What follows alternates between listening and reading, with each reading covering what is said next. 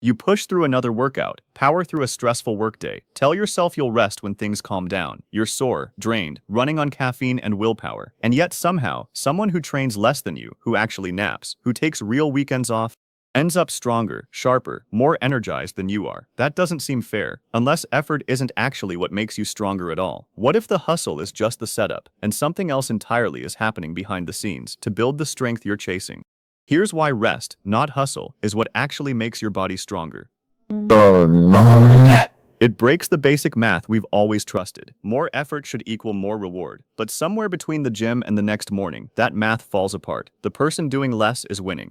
So the real question isn't how hard you pushed, it's what happened after you stopped. Because your body might be running a hidden process, one that only starts once the pushing ends, and it may be the actual engine behind every gain you've been chasing through sheer force.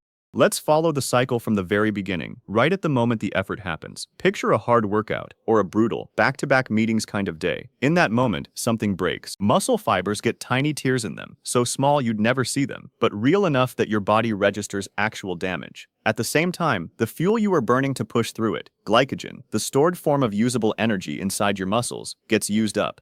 So here's the twist nobody tells you. That workout, that grinding workday, isn't building anything yet. It's tearing down. Every rep, every stressful hour is subtraction, not addition. The construction crew hasn't even shown up. All that's happened so far is demolition. This is where a familiar body signal finally makes sense. Think about the soreness that shows up not right after a workout, but a day or two later. That delay has a name, delayed onset muscle soreness, and most people read it as damage getting worse, like an injury spreading.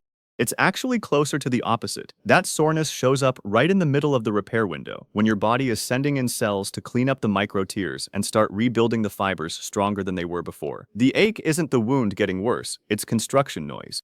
It's the sound of your body already fixing what the effort broke. But here's the part that explains why some people bounce back stronger and others just keep sliding downhill. The single biggest repair signal in the entire cycle doesn't fire during the workout, and it doesn't fire during the busy day either. It fires later, specifically during deep sleep. This is when growth hormone spikes.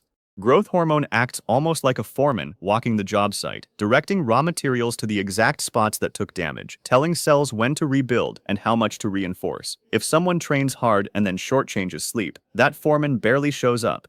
The materials might be there, the damage might be waiting, but the direction to rebuild never fully arrives. That's the hidden difference between the person who trains less but sleeps deeply, and the person who trains constantly but treats sleep as optional. At the same time growth hormone is doing its work, another quieter process is happening in the background, refilling the fuel tank. Remember that glycogen that got burned through during the workout, or the long stretch of mental effort. It doesn't refill itself while you're still in motion. Glycogen resynthesis, the process of restocking that usable energy inside the muscle, happens during the downtime after the effort has already stopped. This is a big piece of the drained feeling so many people carry around. It's not just that muscles are sore, it's that the tank is still sitting empty because the refueling process never got the calm window it needed to actually run. Now here's where it gets a little counterintuitive. All of this repair, the hormone release, the glycogen refill, requires the body's internal alarm system to quiet down first. That alarm runs on cortisol, the stress hormone that spikes whenever you're under physical or mental strain. Cortisol is useful in the moment. It helps you push through the workout, push through the deadline, stay alert during the long day, but cortisol and repair don't operate well at the same time. They're almost like two different departments that can't both have the building's full power supply at once.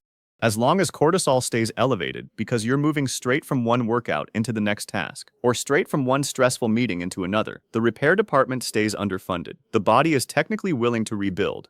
It's just waiting for the alarm to stop ringing long enough to get started. And when that alarm finally does quiet down, something happens that goes beyond just patching up what broke. The body doesn't just repair the damaged tissue back to its original state.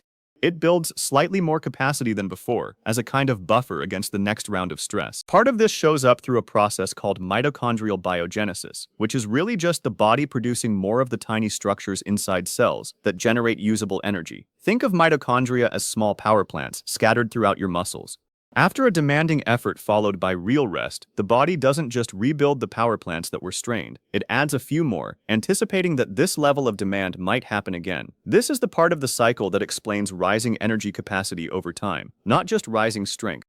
All of this depends on the cycle actually being allowed to finish. Missing one recovery window here and there isn't the real danger because the body has some flexibility built in. The real pattern that leaves someone feeling more drained week after week is repeating the interruption. Hard training or a demanding stretch of work, followed immediately by more of the same, over and over, without ever letting cortisol drop, without ever letting growth hormones spike during deep sleep, without ever letting glycogen fully resynthesize. Each incomplete cycle doesn't reset back to zero. It stacks slightly below zero, layer after layer, which is why someone can be working just as hard, or even harder than they did months ago, and still feel weaker, foggier, and more exhausted than when they started. So here's the part that changes everything about how you look at rest. Your body already has a switch for finishing this whole process. You don't have to build it, force it, or manufacture it out of willpower. It's already wired in. That switch just needs one condition to flip. The hustle has to stop long enough for cortisol to drop. Once that happens, growth hormone rises, glycogen resynthesis kicks in, and the repair crew that's been waiting in the wings finally gets called onto the job site. Same body, same internal chemistry, just a different setting. Breakdown mode and repair mode can't both run at full volume at the same time. One has to quiet down before the other can turn on. This is where the vague advice most people have heard, just rest more, falls apart. It's not wrong, but it's useless without specifics.